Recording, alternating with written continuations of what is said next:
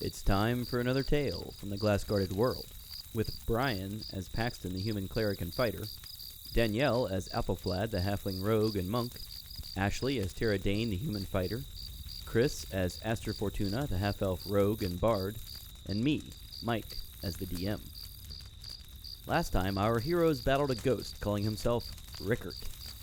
After defeating the undead and having a look around the area, they took a rest in a long-abandoned bedroom. Eppalima, the halfling barbarian, returned to the neighboring building, housing scores of worlds contained within glass, in order to check up on the refugees from World 83. She has just returned with some disturbing news.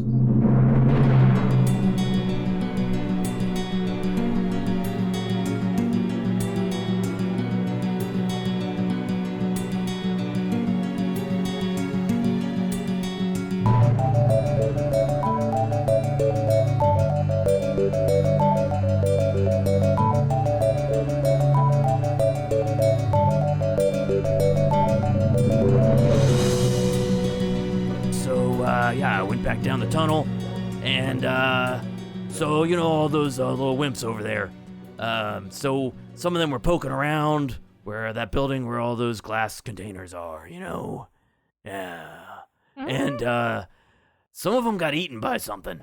Ah! Oh. God. It's kind of a mess. Well, yeah. Do we know they've what it all is? sort of set up camp around World 83, and, yeah, they're trying to just make sure they're safe. They sort of took some rubble, and they've built up a little bit of a defensive thing, and, yeah, they're not sure what they're going to do next. Olgabar is taking charge, you know. Did Do we anyone know what- see? Sorry, go ahead.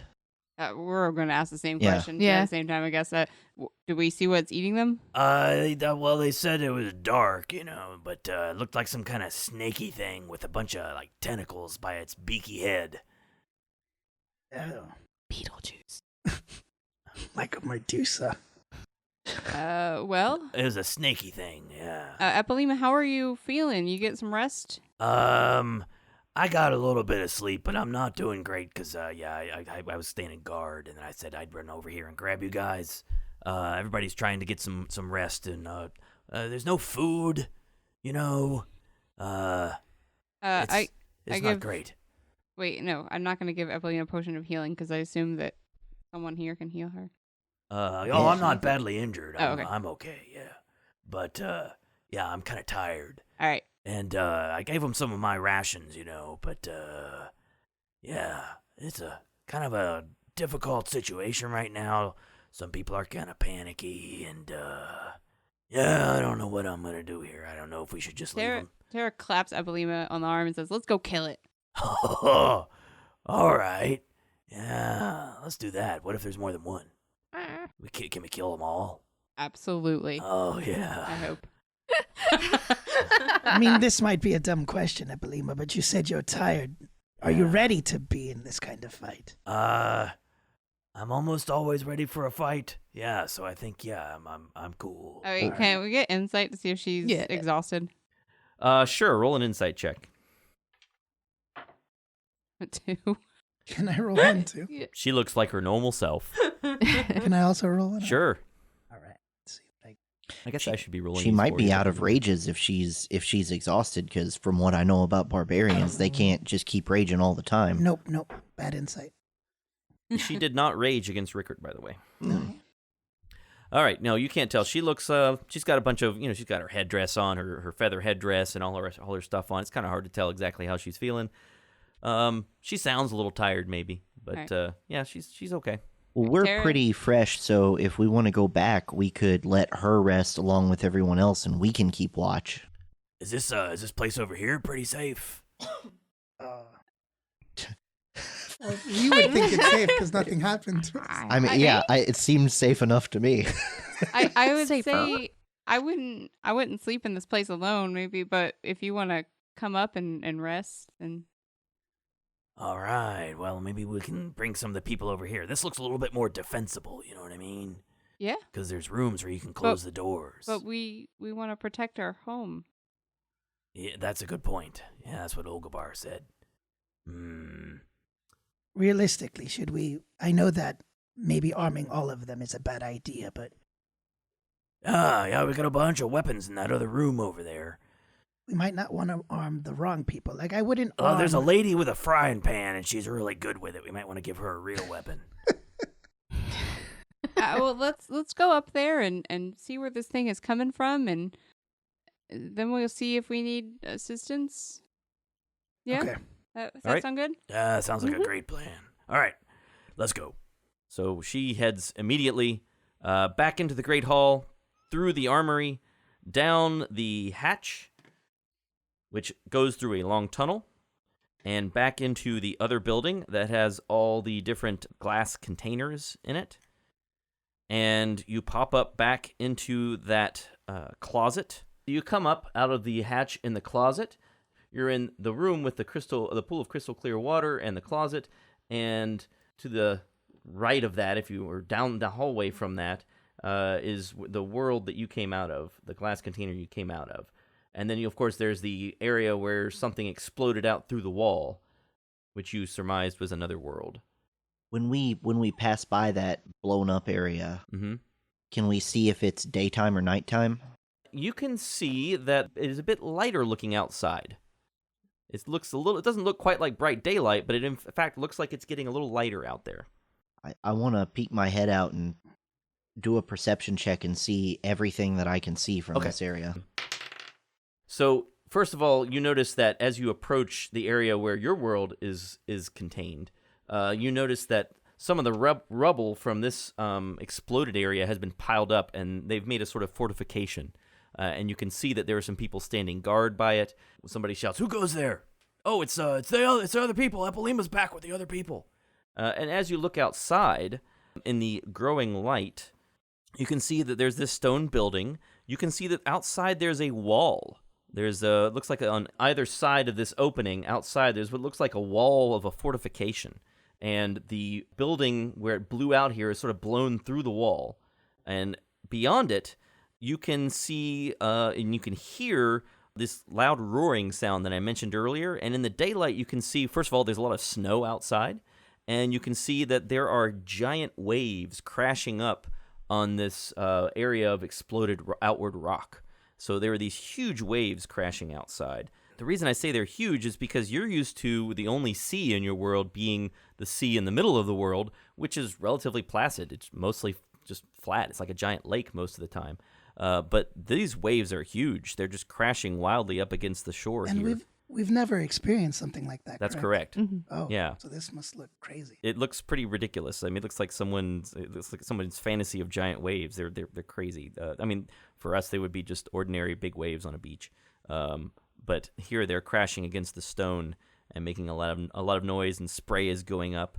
Yeah, so that's all you can see out here. Is you can see there's a big stone fortification wall outside, and that's all you can see from inside the building here. I wonder if the thing that's been attacking the people is a resident inside this building, or whether it's coming in from that hole from the outside. We should ask. That's Yeah, a good Eppalima observation. says that The creature attacked them inside the building. They went around past that room we went through, past the little closet. Yeah, they went around up there to that side of the building, and then something attacked them, and some people came running back screaming. And when I went back up there, I just found some blood spread around and a nibbled corpse. Yeah, it wasn't pretty. So does this thing make any noise? Like, I wasn't there. They didn't say anything about a noise. They said it sort of surprised them. so it's sneaky. Yeah. So we probably won't hear any sort of snarling or roaring if it's coming up. Yeah, the thing hasn't approached us up here. Mhm. It's just people approached there. Yeah, they went around the corner, around from that pool, and then something happened. You don't know exactly what happened after that, but they got attacked. And Eppalima says all she's found up there is a partially eaten corpse and some blood smeared all over, and that's it. Okay, I am looking for anyone among the. I don't know what to call us. I don't want to call us survivors. Former residents. I don't know anyone. The lost Vagabonds. crash victims. I don't know. Heroes. Yeah. No, No, we're the heroes. right. Oh, so you mean okay? So just the people that aren't The us. other folks. Oh, refugees. Sure. Yeah, There we go. refugees. All right. So I'm Yeah. gonna look among the refugees for someone who looks magically inclined. Okay. Well, Olgabar is carrying a big staff.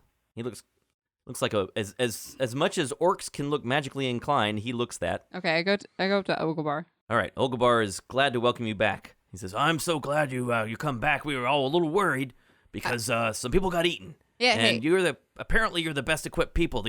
There's that one fellow who is calling himself a merchant but looks a little sneaky. You know what I'm talking about? That guy kind of disappeared. I don't know where he went. Are you, Did he ta- have Eaten? are you talking about Nandel the Nimble? That's not what he called himself. He called himself something else. But yeah, he sort of disappeared. I don't know what's happened to him. Did he have nice shoes? That's the footprints. I don't I remember. bet. Yes, he's probably been scoping us Was he out. tiny though? no, it was a human. Then Oh. Oh, no, but I mean the door open, or was that Eppalima? I think Oh. it was Eppalima. Yeah, I don't know. Anyway, I'm showing Ogobar my half plate armor. What? Okay, you found some. This is old armor. Interesting. Yeah. We found some armor like this. Yep. Can you tell me if it's magical? Well, I'll tell you what. If you'll go look around up at the other side of that building and go figure out what's been eating people, and if you can, get rid of it, I'll use a ceremony and I'll cast detect magic and figure out if this thing is magical. Okay. Yeah, I'll do that. Modifying this then. Hold on. I have a different room to show you. You have to do that in the entire room, and you have to clean this armor because it's a little dusty. We'll say. Okay, I can clean it with no difficulty. That's just prestidigitation. Thanks, please. All right. Well, he cleans it up. Yeah. This Now- thing was really gross. Where was this thing? What have you been doing with this? Don't worry about it. Anyway, I put it on now. All right. You put it on. You put on the armor. It actually seems to fit okay. What is that? AC 15. Hold on. Is that up my AC by 1? I'm not sure. Let's see. Yeah, wait. My chainmail is 16 AC. All right. So Hold this is on. only 15? Yeah, this is only 15. Oh, I don't want it. But it might be magical. Well, I might want it later. But how is half plate less than? Well, it doesn't actually cover all that much. Yeah, it just covers your chest. It's 15 plus your dex, right? Yeah, basically half plate is plates. Yeah, half plate consists of shaped metal plates that cover most of the wearer's body. It does not include leg Oh, yeah. protection 15 beyond plus simple my dex. greaves. Let's see. It gives you disadvantage on stealth. It is medium armor. Yeah, so it's only medium armor. It weighs 40 pounds, gives you AC 15, and you can apply your dex to it. So you're putting it on? Hold on, I'm deciding. Okay. All right, you're thinking about it. Eppalima says, I'm going to go check out that other part of the building. Wait. Okay, wait. yeah, I'm putting it on because it's pretty much exactly the same as my current, but it might be magical. Eppalima, wait. We should What? all go together. Don't go by yourself. Yeah. Well, wait. That's fine. So, are we ready? Yeah, I think so. But I'm gonna store my current chainmail away safely. All right. In the closet, I guess. All right, you stash it in the closet. So you walk up the hallway. You stick the chainmail in the closet, your old chainmail in the closet. You walk by the pool, which still looks crystal clear, and you turn around the corner. I still got my magical torch also. Yeah, sure. Is there a way for me to click that on and off? Or? No, it just is always on. Okay. But it won't burn anything if I set it down. It's not like fire. That's right. It doesn't provide any heat. It won't light anything on fire. All right. This is awesome. I love this thing. Can I use minor illusion in the closet and make it look like, I don't know, brooms and mops? Well, So there that- are brooms and mops in the closet. Oh, Are you I trying wanted to. What I want to do is I want to cover the plate, so The that- trapdoor? Or the armor? the armor, so that Her old armor? yeah, because I have this feeling that there's someone sneaking about in here that wants to You get could things. make the armor look really junky. Yeah, but that doesn't last long, though. Mm. When you say sneaking around, are you saying following us, or just in general they've been kind of mousing through everything? So I feel like the merchant is obviously Nando the Nimble. He's someone that I know from back in Arrival. He's a very shifty immoral kind of individual, and I don't like that he's rummaging around this place without anybody supervising him. We've come to an agreement, and he's not following that agreement. Did you guys have a powwow? Did you guys have a talk? We did. He wants to do some things, and Like what? like rummage through dead worlds, and I don't know how I feel about it, but he believes that I am on board, and he was supposed to be helping. And I'm saying this very quietly. Right. I don't want anybody to Wait. hear.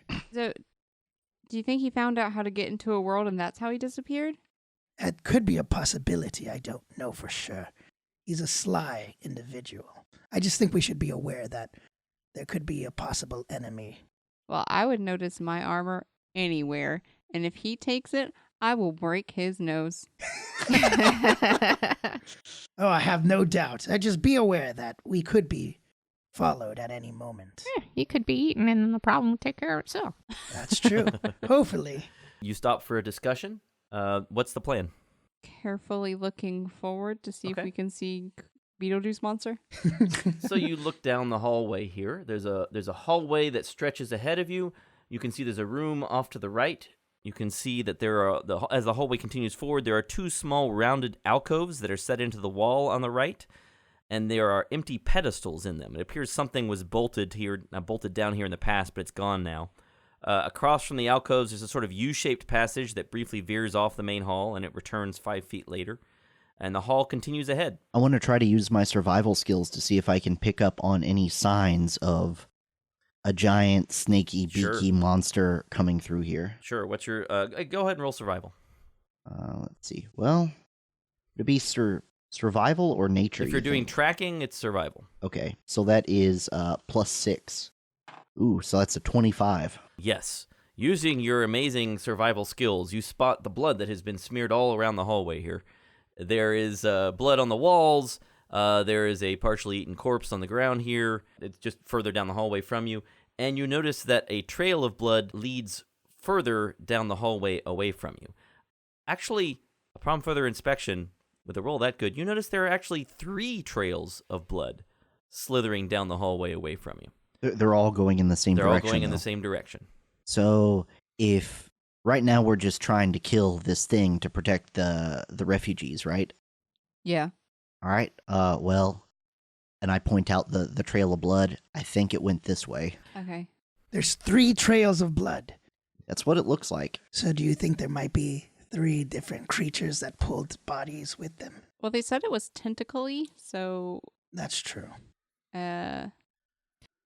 Is this is it fresh or It's hours old. hours? Okay.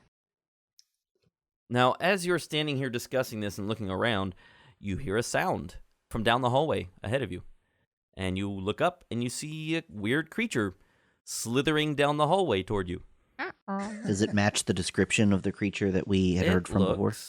It looks like that. So I'm going to let you guys describe what that looks like. okay. A beaky, snaky thing with tentacles for sure.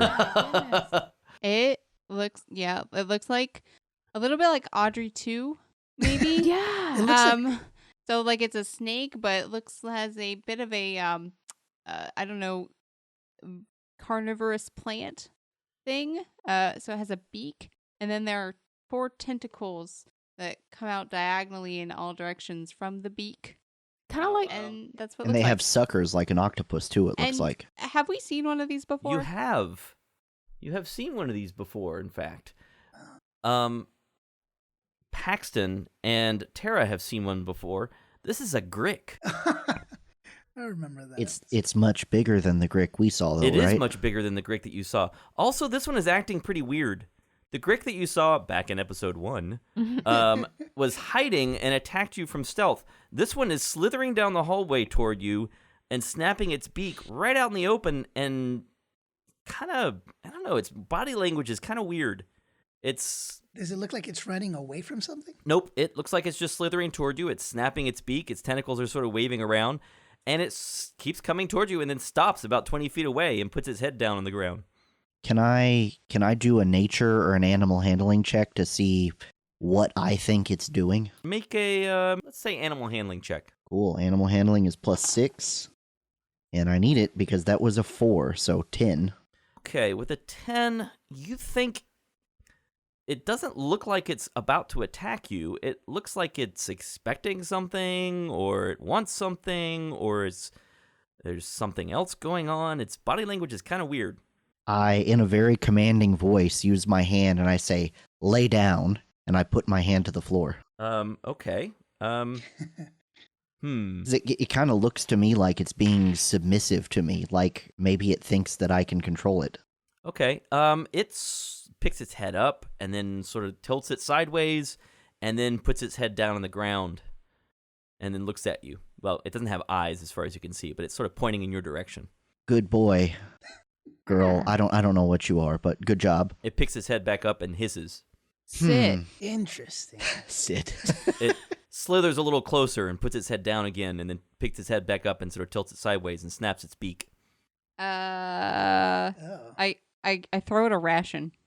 Okay, you throw it a ration. The creature wags its whole body sort of excitedly and then snaps up the ration, turns around immediately, and slithers back down the hallway away from you. What? Oh. I'm wondering if we should kill these things or use them. Yeah. Use them against what? They're the ones eating people. I'm very confused. What? Well, we might be facing some enemies, and these could be weapons. Eppalima says, we could, it's got its back turned to us. We could, attack it right now. Oh, but it's not hurting. I'm so confused. Is it so? It's moving away from us at the moment. That's right. It's slithering away from you. I think we should follow it and see where it's going.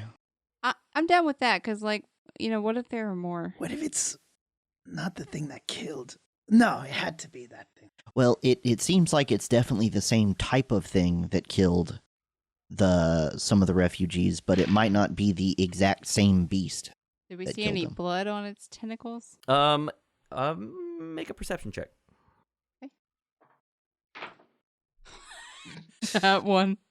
A 3. No, 3. Boy, that stonework sure is interesting. Blood? Yeah, it's too late. It's gone. All right. I'm down with Paxton. I follow it. All right, so you follow it down the hallway. So as you walk past the alcoves and that weird corner that I mentioned, as you're walking by, 2 more of these creatures slither out of the darkness right past you. And Eppalima sort of jumps and says, "Oh, what? Oh, whoa." And they slither past you, and they follow the first one, and they're both snapping their beaks. Okay, wait. Now I'm gonna go look in that alcove. Okay. You find some more bits of somebody who's been chewed up around the corner. It looks like they've got some beak marks and some tentacle marks on them, and some blood, and that's about it. Okay, I say these are definitely the guys who are Yeah, eating the For others. sure. Mhm. So are they worth the trouble, or? Yeah, Well, they went right by you. I don't know why they don't want to eat us, but they want to eat the other people, and I feel like we kind of gotta not let them do that. Mhm. So you want me to get them, huh? Not yet. No. Let's. Maybe we can Man. trap them Come somewhere. on. Well, let's see where they're going. Yeah. Yeah, we might be able to maneuver them in. If we do have to kill them, we might be able to use their submission to maneuver them into some sort of formation that we could fireball them or something. Yeah, can I periodically do investigations just in case there's traps in the area? All right, you want to do an investigation check for traps? Uh-huh. What's your investigation bonus? I'll tell you right now. It is. I think it's 4. It sure is. You do a pretty thorough check. You look around. You don't see any sign of traps. In fact, looking around, investigating, you think these creatures have come up and down this hallway several times. It looks like they've slithered up and down here before. There's not really much dust on the ground. And yeah, you don't see any sign of traps. You do occasionally find little bits of bone, maybe some excrement. What kind of bones? It looks like small animal bones. Okay. Hmm. Do you know if these guys are intelligent? I'm asking Paxton because he's the only one that I know that knows them. I mean, for variable definitions of intelligent, I don't think they understand what I said to them, but I think they do have a mind. Do you think that they were pets or that they're just pests that got in here from the explosion? I mean, depending on what you mean by pet, they could be kind of like people that have cats to keep mice out of grain stores. They could be defensive. So as you're walking down the hall after them, there's a warm yellow light coming from the room up ahead. Are you going to continue to follow them? Mm-hmm. Yeah. All right. So a magical chandelier fills this room with warm yellow light, as I said. The room has 2 levels, separated by about 8 feet. The upper level, probably the back of the room, looks over the lower level, where the rotted remains of many wooden chairs are scattered around the floor. 2 large wooden doors on the upper level barely cling to their hinges. You've actually seen these doors before from the other hallway with worlds in it. And these doors look like they could fall apart at any moment. There's a large blackboard at the front of the room, and this suggests this was a presentation room or lecture hall, though you don't see any chalk. There are stairs on either side of the south side, we'll call it south, side of the room, that lead from the lower level to the upper level. And in one corner of this room is a pile of mangled furniture that has built up into sort of a disc or almost like a nest. And these creatures are slithering up into this nest, and one of them sort of drops the rations that Tara gave it, and the 3 of them just start eating it. They just tear it apart. So there's the 3 that we already saw. Do we notice any more that are in this nest, or any babies, or anything like that? No, you don't see any babies, and you don't see any more. Are there other doors in this room? The only doors are those double doors to the south that are on rotten hinges that lead to, you can tell from here, lead to the other hallway full of worlds. I was hoping there might be like a small room that we could put them in. You And think lock the there's door. a mama? Oh, you think these are babies? I think Well, maybe. no, they're too big, right? They're But pretty big. we've seen a baby Grick before. Yep. Can I do a nature check to see if I can notice any differences between the 3 to see if one's male or female, or if Yeah, one's roll the a nature alpha of check. the group? That is a 22. All right, so first of all, these are unnatural creatures, so it's hard to tell. But you don't see any visible differences. You do notice that compared to the Grick you saw before, these seem different. They're colored a little bit differently. These are a bit more yellowish, and they have more spiky, pointy bits on their tentacles than the ones you saw before. They're bigger. That's about it, though. That's about the only differences you notice. It looks like they're a variation on the ones you saw before. They're bigger, slightly stylistically different. I use the message cantrip to talk to Aster silently, and I say, do you have any kind of high damage magic spells that might not just target a single thing, but might damage an area, like a fireball or something? While you're doing that, Eppalima says, do we have like a flask of oil, or do we have like a wand, or do we have anything we could point over in that corner and try to blow them up? So I have my whistling rapier that can use shatter, and that is an area of effect. Ah, yeah, that's a good idea. Except that you already used that. Oh no, we had a long rest, so you could use that. I could attack them if that's what you want us to do. I can also cast dancing lights and create the shape of Richard, and then use prestidigitation to create a small minor voice and see if they react to it in a violent way. See if maybe they are aggressive. Maybe I could say something calming to them through prestidigitation. I'm guessing they're aggressive to some people. I just want to see if we use the tone that you used with them, if they would attack Richard. Yeah, that's... I'm wondering if they're submissive to us, or if they're submissive to just one person in our party. That's also a good idea. Maybe because you have ties to this place, maybe. Yeah, it sounds like I'm from here, so Well, they might recognize me. why don't you go around the corner? I just don't want you to get hurt, Go Paxton. around the corner to the room where they're at? No, I guess you can stay here and we'll go forward. And if they attack us, you can come help us. Yeah, I decide that I'd rather see if they're cool with me than have them have an experiment that ends with them attacking all my friends. So I'm going to walk slowly towards them and see how they react. All right.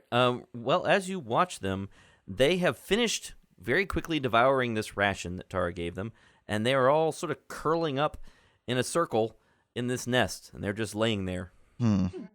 I use the message cantrip, and I try to see if I can target one and talk to it and say, "Can you hear me?"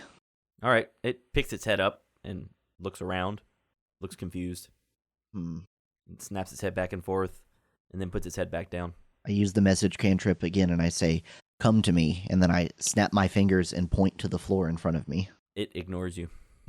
Well, I can't control them, but they don't seem aggressive towards me either. But I honestly don't really see any benefit to keeping them around. I feel like they're more of a liability towards the rest of the refugees than they are a potential ally in anything that might come in the future. So the idea will be to attack and destroy. Yeah, and since they're all coiled up in the same area now, maybe we can get a surprise round off on them and really damage them before they can react. All right, I can use Shatter on them.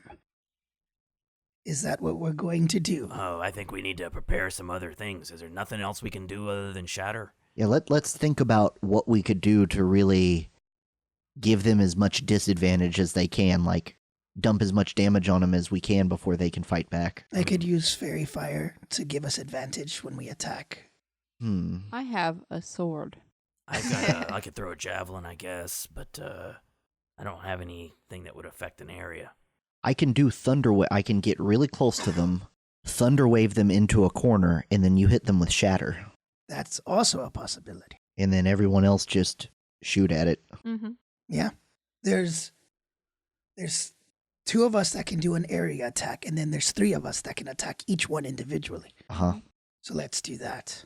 How tough do they look? Like, do they look like they would be a match for one person one-on-one, or do they seem like they would just kill any one of them could kill any one of us one-on-one? You can't tell. You can't tell how dangerous they are just by looking at them. I mean, they look pretty scary. Yeah. They're medium size. They would take you on one-on-one. You don't know how big of a threat they are. See, I kind of wondered from a animalistic side of things, like if they start screeching, if there are others that are hidden, is it kind of like calling them towards these 3 that are in danger, and then we're up a creek because we're facing like way more than 3? I don't know. That's my only concern. Yeah, we need a wizard. Yeah. Ooh, maybe we should get Olgabar. Oh, Maybe that's a Olgabar good could idea. fireball him or something. Yes. Would he want to leave the station that he's on? Maybe we can convince him that one of us could stay and guard the world. Well, I mean, the only reason he needs to stay and protect them is from these things. So maybe he would be okay with leaving them all alone just for a second if we could take care of this real quick. All right, you want me to go get him? Yeah, if you don't mind. Yeah, All get right, I'll get get him. Olgabar over here. Right back. Wait, Eppalima. What? That Nandel, the other person, I don't want to leave that world without protection, and none of the refugees are armed. There's a lady with a frying pan. See, Aster, it's fine. All right. Don't underestimate the lady with the frying pan. She's I pretty tough. don't. All right, I'll go see if I can get Olgabar to come. So she runs off down the hall. Pretty fast for a halfling. You wait a while. The Grick are just... Looks like they're sleeping. Oh, man. This feels all kinds of Okay. weird. I'm gonna walk around the room. Okay. Is there anything like written on the board or? No, it's blank. I guess investigate the rest of the room. Okay. It's kind of steering clear of the nest. All right. Your investigation bonus is -2. Oh, no. All right, so what you can figure out looking around the room, this must have been some kind of presentation room. The chairs are laid out in neat rows, except for the ones that have been destroyed to make a nest. Looks like there are a few other chairs missing. Yeah, that's all. That's about all there is in here. This room is just mostly empty. There's a nice chandelier on the ceiling that's lighting the room. I go up the stairs, and these doors they're hanging like. Right, on their has hinges. anyone opened them recently? Does it look like or? You don't see any sign they've been opened recently. Would You're a not sure Grick- they could survive being opened. Would a Grick fit between them? Yeah, a Grick could fit through the opening between them. Okay. From my vantage point on the kind of balcony, I'm gonna try and look into the nest and see if I see like eggs or whatever, baby Gricks. I don't know. You don't see any other Gricks or eggs. You just see these 3 Gricks sort of curled up, sleeping. Is this hallway the only hallway that they can come through? Meaning that if we somehow collapsed this area, would they be blocked off? We would just kill them slowly by not being able to eat anything. Well, there's little There are animals two there. ways they can get out. They could come down the hallway you just came through, which leads back to your world's hallway, or they could go through the double doors that lead to the other hallway of worlds. Well, I guess killing them is the only way. All right, so a few minutes later, Eppalima comes running down the hall, and then sort of slowly behind her comes Olgabar. And he says, Oh, you found them. You found the creatures. Yep. And you want me to help you destroy them? Yeah. It seems like the best choice. They don't seem to be aggressive right now, and we think that I could stand in a certain position, thunder wave them, and blow them into a corner, and then any kind of area of attack spells we could do. If we get them all bunched up together, we can do a lot of high damage. Do you have anything like that? I could throw a fireball. No. That's They're already exactly. bunched up together, really. Yeah, the issue with you walking up close and doing a thunder wave is that you'll be in the range of the fireball. Yeah, you want the fireball first. Yeah, let's stand back, and then you do Aster, you do Shatter, and Olgabar, you do a fireball, and then everybody else just dump any kind of ranged attacks you have on them. Okay. all right, let's roll initiative so we can figure out the order that we'll take these actions in. But you will get this surprise on them because they are not expecting anything because you just gave them a treat. Do you feel Aster, bad what did about you this, get? Aster? I do feel bad about it. 21. Tara, what did you get? 20. Athelflad? 7. Athelflad got a 7. And Paxton, what did you get? 5. Same as last time? Yep. All right. If the Gricks get to go, they got a 16. All right, so the first to go is Aster. So you cast Shatter. Yeah, I go, I'm sorry. Is Fairy Fire a bonus attack or an action? It's an action, because Okay. it's part of my heritage. Okay, never mind then. Sorry. So yeah, I'm going to shatter them. And they get a saving throw? Yes, it's a Constitution what's 15. 15? Uh-huh. All right. 3 failures. Okay. That's 16, 15. 15. No, points of 17. 17. da- Sorry. 17 points of damage. Oh my goodness. To each one? Yeah. Yes. Woo! Yes. And next is Olgabar. Olgabar goes next. Olgabar casts Fireball. They get a Dexterity saving throw. Here we go.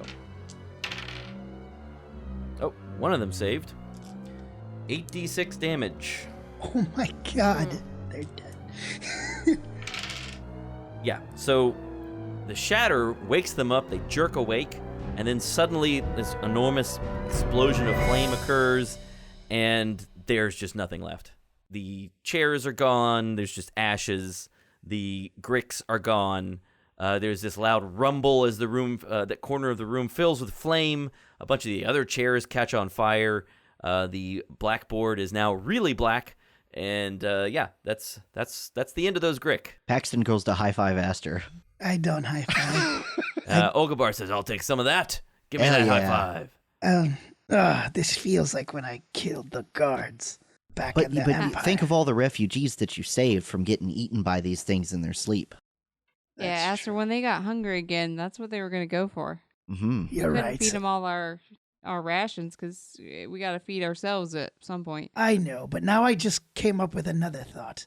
If we didn't use the fireball and killed them all, because now I feel like they're just charred nothingness, we could have used it as meat. They Maybe don't look very good. I don't think they would have tasted great. I know, but we have no food, and the longer we stay here, the less we have to feed these people. You know, that's a good point. Well, All right, well, they're dead now. Yeah. For the 3 Grick and for Rickert, I forgot to give you experience. That is 816 experience points each of you For both encounters? for both encounters together. And Olgabar says, Well, that wraps that up. Good work. Yeah.